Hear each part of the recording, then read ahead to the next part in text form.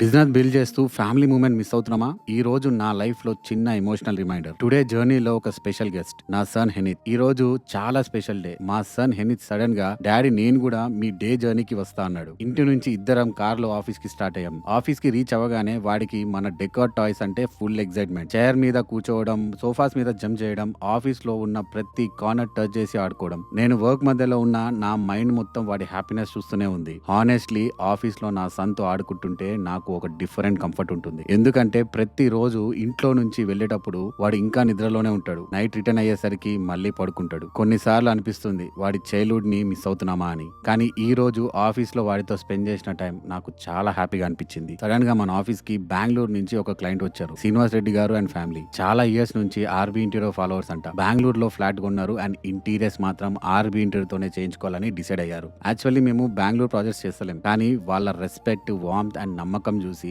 నేను కూడా ప్రామిస్ ఇచ్చా, సార్ మీ ప్రాజెక్ట్ మనమే చేద్దామని. ఆ తర్వాత రీసెంట్ గా అమీన్పూర్ లో హ్యాండ్ ఓవర్ అయిన ఇండివిజువల్ హౌస్ వార్మింగ్ కి నేను, మా సన్ హెనిత్, మన డైరెక్టర్ నాగరాజ్ తో కలిసి అమీన్పూర్ కి వెళ్ళాం. క్లయింట్ వెంకట రామకృష్ణ గారు ఫుల్ హ్యాపీ. రిలేటివ్స్, ఫ్రెండ్స్ అందరూ ఇంటీరియర్ సూపర్ అని అప్రిషియేట్ చేస్తున్నారు. మా సన్ తో హౌస్ మొత్తం తిరిగి గాడ్ బ్లెస్సింగ్స్ తీసుకొని గిఫ్ట్ హ్యాంపర్ ఇచ్చి లంచ్ కంప్లీట్ చేసి డైరెక్ట్ గా ఆకృతి క్లాసిక్ చందానగర్ సైడ్ కి వెళ్ళాం. అప్పటికి మా హెనిత్ ఫుల్ టైర్డ్. నా షోల్డర్ మీద నిద్రపోయాడు. ఒక సైట్ ఇన్స్పెక్షన్, ఇంకొక సైడ్ నా సన్. అలా డే కంప్లీట్ చేసి లాస్ట్ లో మన తార్ రాక్స్ రిపేర్ వర్క్ ఎక్కడి వరకు వచ్చిందని చూసి మళ్ళీ ఆఫీస్ కి రిటర్న్ అయ్యా. ప్రాజెక్ట్స్, సక్సెస్, గ్రోత్ అన్ని ఇంపార్టెంటే, కానీ ఫ్యామిలీ మూమెంట్స్ కూడా లైఫ్ లో biggest blessing. This is RB interior MD Raviteja రాని లైఫ్.